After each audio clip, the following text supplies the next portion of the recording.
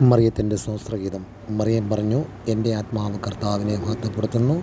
എൻ്റെ ചിത്രം എൻ്റെ രക്ഷകനായ ദൈവത്തിൽ ആനന്ദിക്കുന്നു. അവിടുന്ന് എൻ്റെ ദാസിയുടെ താഴ്മയെ കടാക്ഷിച്ചു. ഇപ്പോൾ മുതൽ സകല തലമുറകളും എന്നെ ഭാഗ്യവതി എന്ന് പ്രവർത്തിക്കും.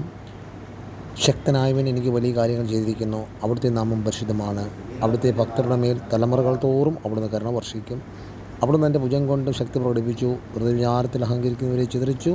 ശക്തന്മാരെ സിംഹാസനത്തിൽ മറിച്ചിട്ടു. എളിയവരെ ഉയർത്തി.